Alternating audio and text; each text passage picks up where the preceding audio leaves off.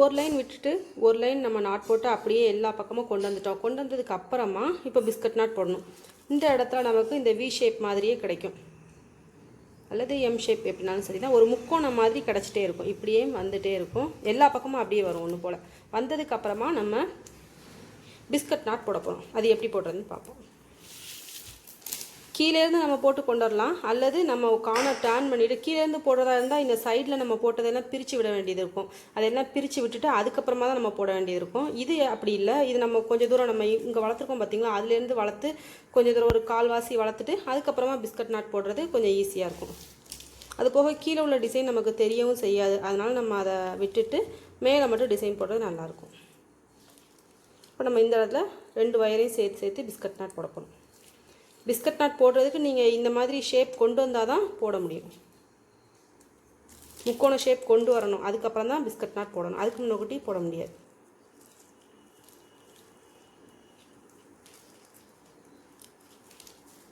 நான் ஒரு biscuit not மட்டும் போட்டு காமிச்சிருக்கேன். அதை தொடர்ந்து நம்ம எல்லா பக்கமும் பிஸ்கட் நாட் போட்டு மேலே ஃபினிஷ் பண்ணிட வேண்டியதான். இது ஒரே கலரில் போட்டிருக்கேன், நீங்கள் கலரில் போடும்போது அந்த டிசைன் இன்னும் நல்லா தெரியும்.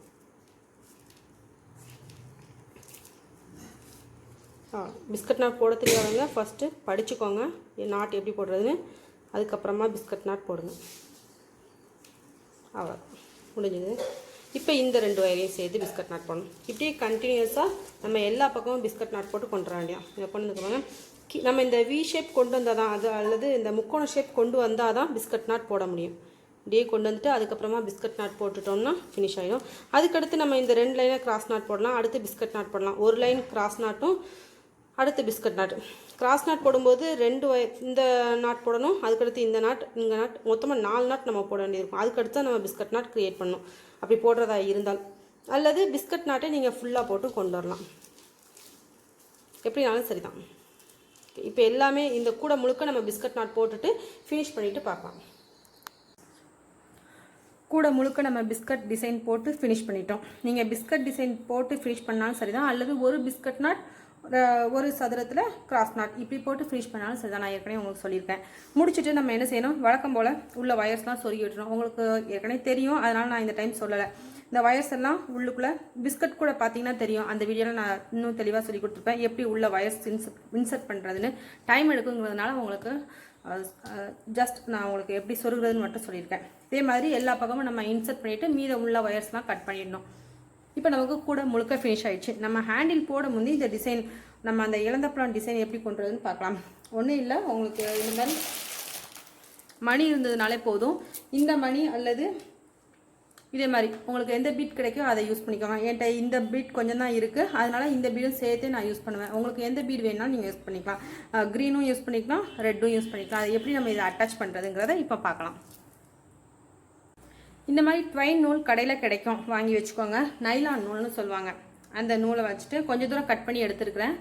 நல்லா தெரியுதான்னு தெரியல எனக்கு, ஏன்னா உங்களுக்கு கலர் ஒன்று போல் இருக்கும். இந்த ட்வைன் நூல் தான் உங்களுக்கு ரொம்ப யூஸ்ஃபுல்லாக இருக்கும். ஸோ நூலுக்கு பதிலாக நீங்கள் ட்வைன் நூல் யூஸ் பண்ணுங்கள். அந்த நைலான் ட்வைன் யூஸ் பண்ணுங்கள்.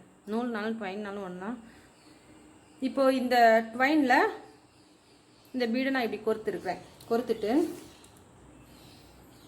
இப்படி இந்த சென்டர் கேப் இருக்குது பார்த்தீங்களா, இதில் வச்சு ஊசியில் கொறுத்துக்கிட்டிங்கன்னா ஈஸியாக இருக்கும். அப்படி இல்லாத பட்சத்தில் இந்த மாதிரி நீங்கள் கைட்டே கொறுத்துக்கலாம். ஊசி தான் இல்லை, நீங்கள் கைட்டும் கூட கொறுத்துக்கலாம். ஆனால் ஊசியில் கொறுத்தா கொஞ்சம் ஈஸியாக இருக்கும். இப்போ நம்ம உள் பக்கமாக கொண்டாந்துருக்கோம். இந்த நூலை உள் பக்கமாக இருக்குது பார்த்தீங்களா, இதை நம்ம திரும்ப என்ன செய்யணும், வெளிப்பக்கமாக கொண்டு வரணும்.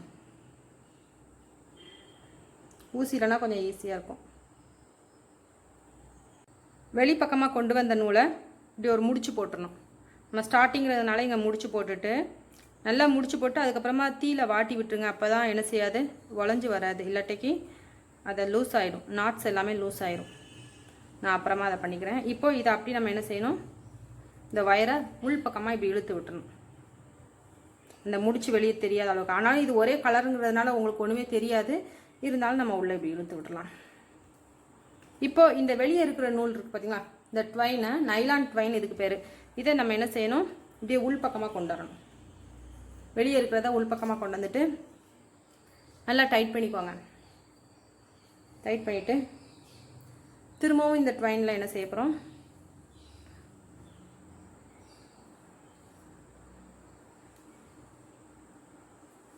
இந்த கேப் இருக்குது பார்த்தீங்களா, இது வழியாக கொண்டு வரணும். ஒருவேளை அது முடியலை அப்படின்னா நீங்கள் இப்படி கொண்டு வரலாம், இந்த கேப் வழியாக கொண்டு வரலாம், எப்படினாலும் கொண்டு வரலாம். அந்த கேப் வழியாக கொண்டு வந்தீங்கன்னா உங்களுக்கு ஈஸியாக இருக்கும். ஒருவேளை உங்களுக்கு அது கொஞ்சம் சிரமமாக இருந்தது அப்படின்னா இப்படி பெரிய கேப் வழியாக கொண்டு வந்துங்க. அதுக்கப்புறமா இந்த ட்வைன் எடுத்து மறுபடியும் என்ன செய்யணும், ஒன்று எடுத்து இதில் கோர்க்கணும். திரும்ப இந்த ட்வைன் எடுத்து இந்த கேப் வழியாக உள்ளே கொண்டு வரணும். இப்படியே நமக்கு எத்தனை லைன் தேவையோ, உங்கள்கிட்ட பாசி நிறையா இருந்தது, இந்த பீட்ஸ் நிறையா இருந்ததுன்னா நீங்கள் நிறையா போட்டு கொண்டு வரலாம். ஒருவேளை கம்மியாக தான் இருந்தது அப்படின்னா அதுக்கு தக்கன நீங்கள் அட்ஜஸ்ட் பண்ணி ஒரு டிசைனாக கூட போட்டுக்கலாம். ஓகே, இந்த கொறுத்தாச்சு பாருங்கள். இதே போல் தான் இப்போ நான் எப்படி இந்த 2 பீட் கொறுத்தனோ அதே மாதிரி தான் நீங்கள் எல்லாமே கொறுத்து கொண்டு வரணும். உங்களுக்கு நல்லா புரிஞ்சிருக்கும்னு நினைக்கிறேன். இப்போ நம்ம 2 பீட் கொறுத்துருக்கோம். இதுக்கு அடுத்து அந்த ட்வைனை உள்பக்கத்துலேருந்து வெளிப்பக்கமாக இன்சைட் பாருங்கள், இன்சைடில் தான் இருக்குது. இதை திரும்ப நம்ம என்ன செய்யணும், அவுட் சைடில் இப்படி கொண்டு வரணும். கொண்டு வந்துட்டோம்னா இது கொஞ்சம் அந்த பக்கம் இந்த பக்கம் அசையும் போது நம்ம சரி பண்ணி விட்டுக்கணும். திரும்ப என்ன செய்யணும், ஒரு பீட் எடுத்து கொறுத்து விடணும். க்ரீனும் யூஸ் பண்ணிக்கலாம், க்ரீன்லேயும் இருக்கும், அதனால் அதுவும் நம்ம யூஸ் பண்ணிக்கலாம். அதை விட ரெட் உங்களுக்கு நல்லா எடுப்பாக இருக்கும். நீங்கள் வேறு கலரில் கூட போட்டிங்கன்னா அதுக்கு தக்கன உங்களுக்கு கான்ட்ராஸ்ட்டாக நீங்கள் பீட் செலக்ட் பண்ணிக்கோங்க. இப்போ இந்த பீடை திரும்ப என்ன செய்ய போகிறோம், கொறுத்தாச்சு. திரும்ப இப்படி அவுட் சைட்லேருந்து இன்சைட் போகுது, இந்த ட்வைன் இப்படி போகுது. இதே மெத்தடில் தான் நீங்கள் கூட முழுக்க போட்டாலும் சரி தான். அப்படி இல்லாத பட்சத்தில் நிறைய பீடு இல்லை அப்படின்னா இந்த ஒரு லைன் மட்டும் ஃபில்லப் பண்ணுங்கள். இந்த ஃபஸ்ட் லைன் மட்டும் ஃபில்லப் பண்ணி கொண்டு வாங்க. அடுத்த லைன் விட்டுங்க. இந்த கேப் இருக்குது பார்த்தீங்களா, இந்த கேப்பை விட்டுட்டு அதுக்கு அடுத்த கேப்பில் அப்படியே ஃபில் பண்ணி கொண்டு வாங்க. அப்புறம் ஒரு கேப் விட்டுட்டு அடுத்த கேப்பில் ஃபில் பண்ணி கொண்டு வாங்க. இதே மெத்தடில் நீங்கள் கூட முழுக்க போட்டு அழகாக கொண்டு வந்துடலாம். உங்களுக்கு கூட பார்க்குறதுக்கு சூப்பராகவே இருக்கும். இதே மெத்தடில் நம்ம ஃபினிஷ் பண்ணிட்டு பார்க்கலாம்.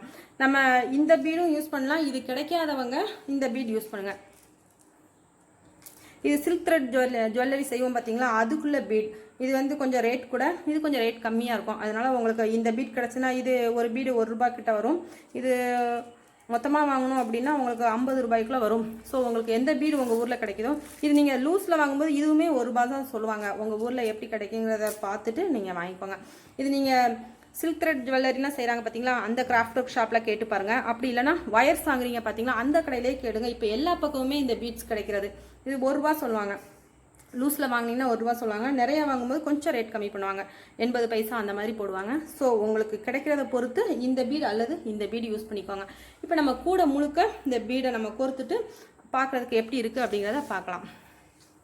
இதில் நீங்கள் க்ரீனும் யூஸ் பண்ணிக்கலாம், எந்த கலர்னாலும் யூஸ் பண்ணிக்கலாம். பார்க்குறதுக்கு நல்லா அட்ராக்டிவாக இருக்கும். கண்டிப்பாக இந்த நைலான் த்ரெட் யூஸ் பண்ணுங்கள். இந்த ட்வைன் உங்களுக்கு எல்லா பக்கமுமே கிடைக்கும். அதனால் இந்த நைலான் ட்வைனே வாங்கி யூஸ் பண்ணுங்கள். அப்போ தான் உங்களுக்கு இந்த கூடைக்கு நல்லா ஸ்ட்ராங்காக லாங் லாஸ்டிங்காக வரும். ஒருவேளை நார்மல் நூல் போட்டிங்க அப்படின்னா கண்டிப்பாக அது ஸ்ட்ராங்காக இருக்காது. ஸோ நார்மல் நூலை யூஸ் பண்ணாதீங்க, வேறு எந்த நூல்னாலும் யூஸ் பண்ணாதீங்க. கண்டிப்பாக நைலான் நூல் மட்டும் யூஸ் பண்ணுங்கள். ட்வைன்னு சொன்னீங்கனாலே கடையில் கிடைக்கும். ஸோ இந்த ட்வைன் வாங்கி யூஸ் பண்ணுங்கள். இது 10 ரூபா அல்லது 15 ரூபாய்க்குள்ள தான் இருக்கும். இது வாங்கி நீங்கள் யூஸ் பண்ணலாம். ஓகே, நம்ம ஃபினிஷ் பண்ணிவிட்டு பார்க்கலாம் இப்போ.